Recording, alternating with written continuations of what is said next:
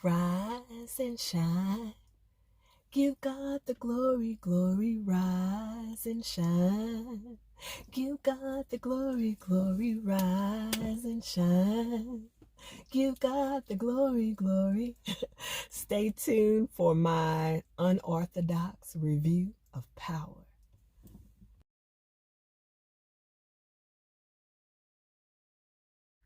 Hello and welcome to Locks, Coffee, and Convo, where we invite you to pour yourself a cup of something nice and strong, and let's chat.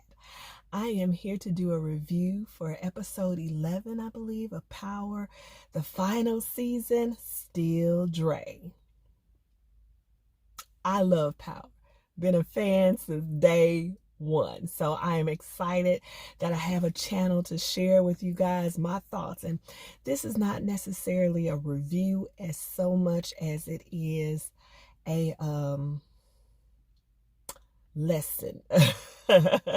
Shout out to Sis Jones. Her channel is amazing. When she did her review, I said, yeah, I want to put up more videos and more content. And I was trying to figure out how I wanted to do this. And this is what I come up with for you. I'm a guidance counselor. At least I play one on TV. So I'm going to give y'all 5 lessons we learned from episode 11, Still Dre. This is my kitchen table therapy. You know, this is my kitchen table counseling session, okay? Y'all stay with me here. We got 5 lessons coming from Still Dre. The first lesson we got is that our foundation can do one of 3 things. It can deliver us, delay us, or destroy us. Pontificate on that. It can deliver us, delay us, or destroy us. And we see that in Dre. Who knew Dre had a religious background, spiritual foundation? We get him singing to his daughter Heaven.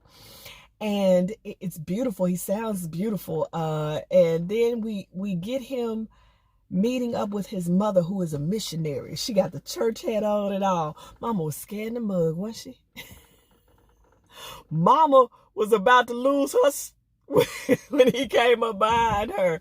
But she definitely gave us that mother who had the strict rules and the you gonna go to church or else. Okay, you're going to get up here, you're going to get these Bible lessons done. He probably went to Vacation Bible School, Sunday School, BTU, the whole 9 yards. So he had that spiritual foundation. His roots were in the church. And we all know it. Pastors' kids, we always say they the worst kids. Well, it's not that they the worst kids. It's just that they have that sort of rejection of what they're being forced into. Now, I grew up in a very structured Christian home. Both parents are very spiritual. My mother was president of Missionary Society for over 30 years, Sunday school teacher, church mother. My father, very spiritual. But they left me enough room to embrace my faith. And I think that sometimes that's where parents go wrong. It's so tight because you want them to do right. And we live in a mean world. And I'm living through a situation right now. I'll share my story sometime on my channel that my daughter got on a wayward path. But I hoped that I left her enough room. And I know my parents left me enough room to embrace my faith. But at the end of the day, our roots and our foundation, it can do one thing, because it can deliver us, because it always says, train up a child. This is the word, in the way that you'd have them to go. And when they depart, y'all know the word, okay? Train them up in the way you have them to go. And they'll come back to you.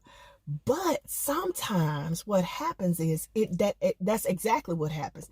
Go out in the world, try it out, and then they realize that God and their family is there waiting on them with open arms. Y'all know the prodigal son, he wanted his. So he asked his dad to split that up. Let me get my part. Went out there, squandered it all, ended up eating with the swine. Thought about it, so I can go home to my daddy. Okay? So he got delivered, he thought about it, got delivered. Sometimes, though, we get delayed. Our foundation, we get delayed because we're fighting against it so bad, and we want better for ourselves, but we don't want to give in to what we know is right. And so we get delayed. You know, we are out there in our 50s and 60s before we get it right and come on back. Mama and grandma and them been praying, laying prostrate on the altar for us, like Dre mama been praying. She been praying day and night. He just won't do right. And then ultimately he can destroy us, which we see in today's review. Dre, he fought against it so hard and ultimately destroy us. So that's lesson number one. Our foundation can what, class? Deliver us, delay us, or destroy us. And we see that with Dre. The mama, she ain't going. She said, you got out of jail, I ain't heard from you. Where you been? A daughter? Where the daughter come from? Mama was not going. He wanted that money. And mama said, no, no. I've been suckered too many times before. No, Dre, no. No. But his foundation, it ultimately destroyed him. The next thing I saw in this episode was loyalty and our thoughts on loyalty. What are your thoughts on loyalty? Number 2, loyalty. We see 2-Bit and Spanky get locked up, and they got locked up in the previous episode, and Tommy right there looking, but Tommy was set up too, and we know that it was Dre that set him up, but there go Tommy not getting picked up, and the two of us getting picked up, and they put us in the box with Blanca, and we got to make some decisions. Now, this is my thought, and I got into a big fight, not a fight, but a heated, not even heated, it was just a discussion with a coworker one time about loyalty. I was new to the team, and I kind of viewed loyalty differently than they did. But when you in when we both done some criminal activity, so what our lifestyle is not conducive to a good, healthy, and functional. Can we really expect for there to be a sense of loyalty? We got 2-Bit here and we got Spanky, and Blanca is giving it to him. Blanca is saying 3 strikes. You know what 3 strikes is? You going away forever. Forever, ever, forever, ever. And they got to make some choices. Now, 2-Bit, he woke, ain't he? He woke like a mug. 2-Bit is hitting her with you locking up people that look like you. Oh, no, it ain't look like you. It's social economic class. I said, you better school Blanca. But Blanca got a case to solve, so she don't care. But he is not going. He said, you know what, you predicting what I'm going to say? What I'm going to say next? Lawyer. 2-Bit Francis is not giving it up. He's loyal. And I don't know if he's necessarily loyal to the organization or to himself. Because then Spank started thinking about Spanky. Spotswood.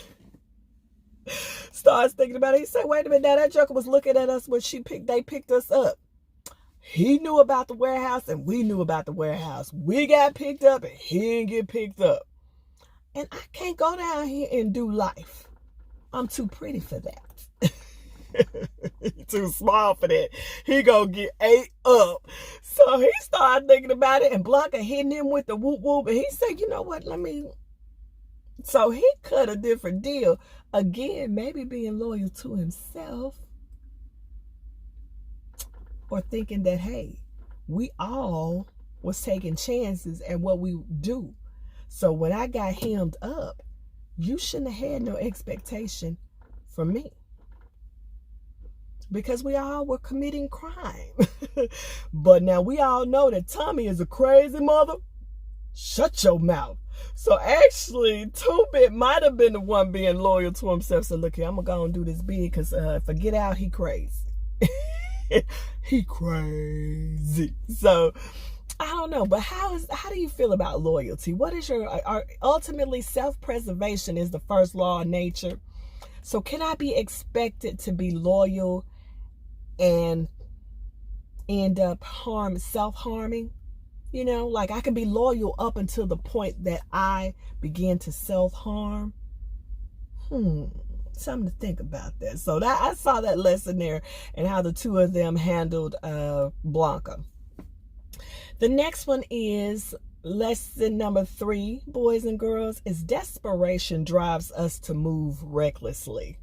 And we see that in Dre, but not only Dre, we see it in somebody else. I'm going to come back to them in just a second. Dre tells his girl that he can run New York. Okay? He can run New York. Dre, really? You can't run them shoes you got on. You gonna run New York. But then he get out there and them serves. He got to come back and get his boo-boo patched up. And so now he out here trying to figure out how to get out. And because he's so desperate, he is making deals with anybody. And he's moving recklessly. First of all, he goes to mama. That was reckless because you ain't been to your mama since you been out of jail. Your mama don't even know you got a child. Why would your mama help you and you ain't even gave mama a reason to? Okay? Reckless. You're desperate. Then he goes to Tasha. Tasha said, you can't get blood from a turnip. Look around here. Look around here. Ain't no kids here. Cops came, the parents took their kids up out this mother. You can't get that. So he tell her to call his son. He said, because that is resourceful. Well, he is resourceful. And he the son of a true gangster. What makes you think you can trust him? And also for the fact that you done already dimed him out. Then you go to Ghost for some paper so you and your girl can get to moving. How do you think you can trust Ghost? You're moving reckless. But that's because you're desperate. Boys and girls, when we get desperate, we move reckless. That's why we need to live a life that keeps us from getting into desperate situations. Okay? That's lesson number 3. He was moving very reckless. Knew he couldn't trust Ghost. Now you getting picked up by the po-po. Because you telling this joker you want some money. Or you gonna turn him into the po-po. Huh? Huh, Dre? No. Then you get in there and then been set up and see that 2-Bit and Spank. They been hide on the inside. You know you somebody when you get you a job on the inside. Right off top. You got skills. They brought him the flip phone. Told 2-Bit, Ghost told 2-Bit, hey, if you take care of your day one, I'm going to take care of you folks. And 2-Bit is loyal. He's not going to snitch, so he needs somebody to take care of his people. So that was a win-win right there. Desperate, Dre, desperate. When you begin to, you move recklessly. But he wasn't the only one in this episode because Blanca, you are moving recklessly, okay? You making and cutting deals any way you can. You know you can't trust Dre. So then you actually get Dre to say that he saw Ghost kill Terry Silver, and you literally writing it out. And that same later on bust you dead in your face, literally and figuratively. Because first of all, once you get him out, he bumps by the FBI. Tell him he gotta take a leak. Tell Big Baby that he don't get paid enough to watch him take a leak. So now he done got away. Then he ends up going to Truth to handle some business for Tate and bust you dead in your face. So he bust you in your face literally and figuratively. You were moving reckless because you get desperate trying to get Ghost. When you get desperate, you move so reckless. He also going to Tate. Trading on information wasn't the smartest thing to me either. Dre, But Tate is desperate too. So that might have been a 1-for-1 even right there. So that might have not been a bad move. But anyway, he's ex-police. So technically you were really taking a chance bringing, you a dope dealer, boy. A wannabe at that. Okay, so that's lesson number 3. Okay, when you get desperate, you go to moving reckless. Lesson number 4 is listen to wise counsel. Okay, Boys and girls, you need to listen. So we got 2 ears, 1 mouth. Now, I thought Dre was going to kill his girl. I said, this just gonna be gone. But he didn't. He didn't choke out. He didn't. But she told him, we need to get out of here. There's nothing for us in New York. You done been in Woodsack. You done got picked up. You got the baby put into the system. We need to get on down. And I know, men, I know. You're the head of the household. I get it. But sometimes listening to wise counsel, listening to your lady, can save you a lot of heartache, okay? She told him we need to get on down. My sister in Vegas, you know what I mean? She got a nice home. We get some jobs, get our lives back together again. But no, you gonna run New York. You gonna run. Can't run your shoes, but you gonna run New York. And you told her, why would I rent a life in Vegas when I could own New York? And like she told you, because it's better to rent a life than to pay for a casket. Trey, were you listening? Then she told you, after you done got by them serves, that 21 inches, just a few more inches over, you'd have been dead. Death is on you, Dre. It's on you, okay? So why are you determined to run New York? Then she come back and we get the money. We get clean plates because he go to Tate, and Tate, you know, tells him, he goes to him initially to get 2 new IDs and a clean plate so they can get on down to Vegas. And when he comes back to pick up his stuff after he done figured out how to make a fool out of Blanca and the FBI, he comes and he gets his clean plates, and Tate says, here, I'm going to give you this sack full of money if you kill Ghost. Okay, I could go along with it. I ain't got nothing to lose. So then he tells him, I'm going to need all my money up front, you know, okay? Don't even worry about it because you're paying me something I would do for free. That's the same thing Two Bit said about you. I do this for the free, okay? But I'm going to need all that money up front because we don't need to have no dealings afterwards. Okay, so Tate looking at him like, yeah, you. It's what he told him. Said, ooh, you leaned in, gave it to me good, didn't you, baby boy? But he said, you know, I got these plates and these IDs, so I know what the deal is. So I'm going to go and give you all the money up front, but I'm going to need you to handle that. He get back to the car, show his girl, his woman, wise counsel. She tell him, we need to get on down, okay? What Tate gonna do? First of all, Tate does something illegal by giving it to us. So if he turn us in, he implicating himself. Let's get the hell on. But no, don't listen to wise counsel. Whip back around, trying to take care of Ghost. And one of the reasons he won't take care of Ghost is because Ghost set that up. But if he had listened to his girl, y'all could have been halfway to Vegas. So boys and girls, our 4th lesson is listen to wise counsel. You got to listen to wise counsel. And also, Ghost had gave him some very good advice.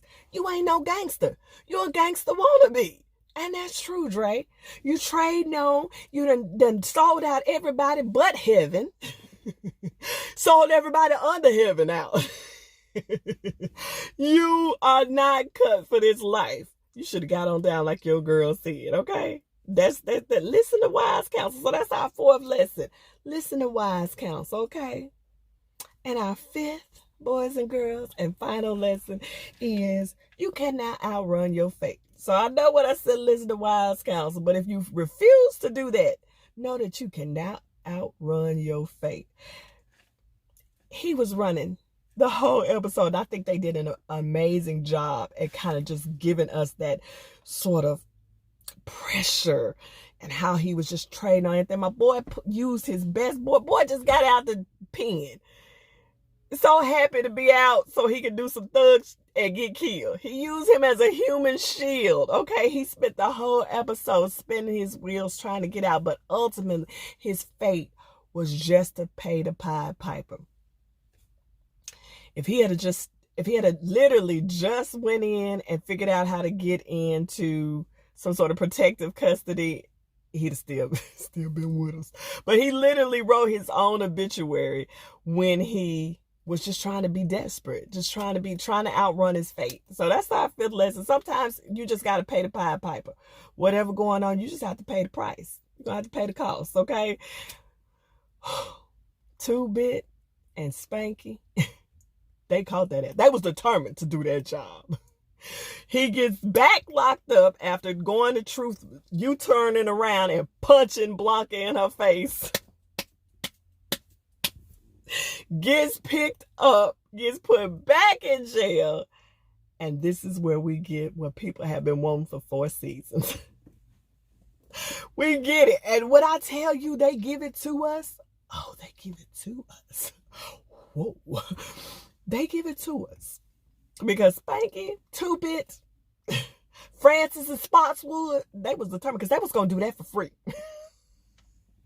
He go in there, see them, and see what's coming for him. So he gonna get smart, put a little pudding on, get himself put in. See, that's what you got to do. Instead of trying to tell the truth and just went to somebody and say, look, I need to get moved because these 2 niggas finna try to kill me.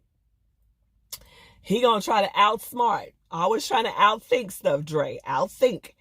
Got put in that hole, and Spotswood and Francis came down there, soaked them towels up real good. And this is another key thing, too.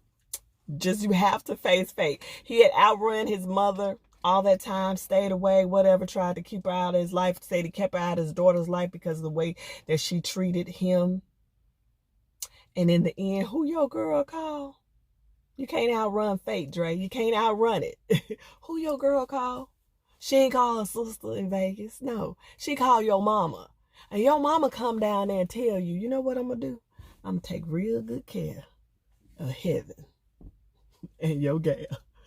All that trying to run and duck and dodge and I did with mama. And ultimately, you end right back there. So then Spank and 2-Bit, when you hire them to do a job, baby, 2-Bit is going to do it. He loyal. He hard. If he tell you going to do something, he going to do it. And they light that thing up.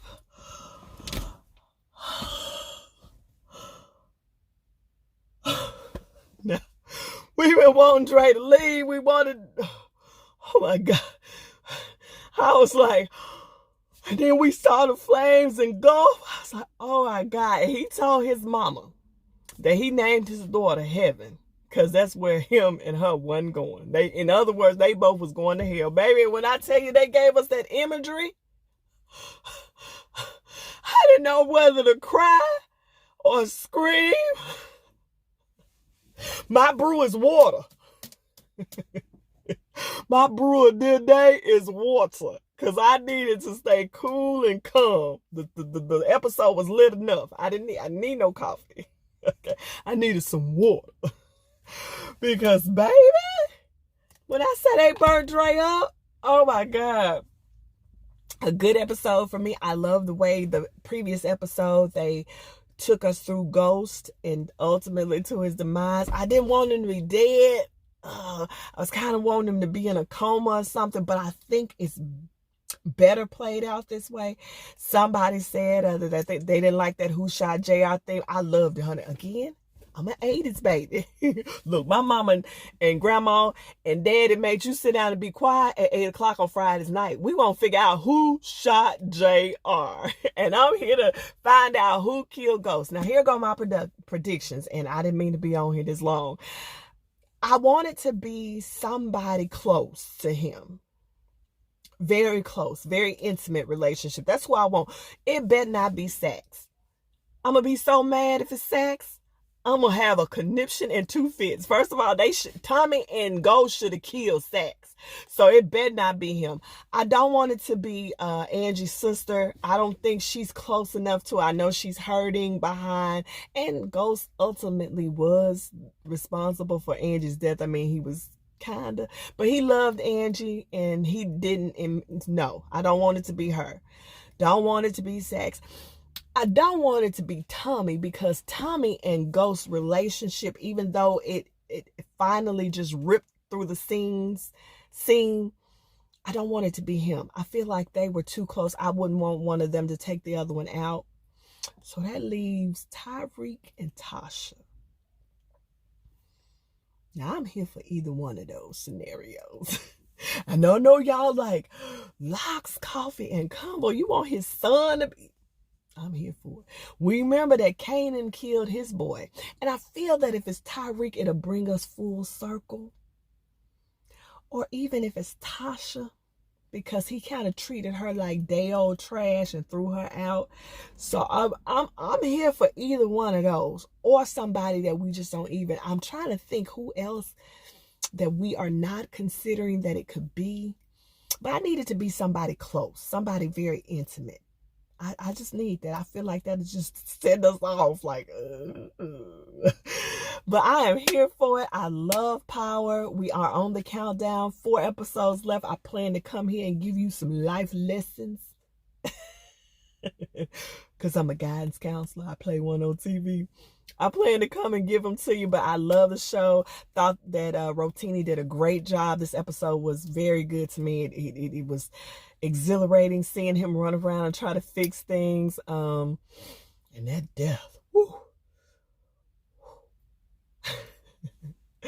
Remember to like, comment, and subscribe to the channel. I am Locks, Coffee, and Combo. We invite you here to pull up and pour yourself a cup of something nice and strong so we can chat a bit. Power, baby. I'm here for you. I'm here with you. Looking forward to coming back next week.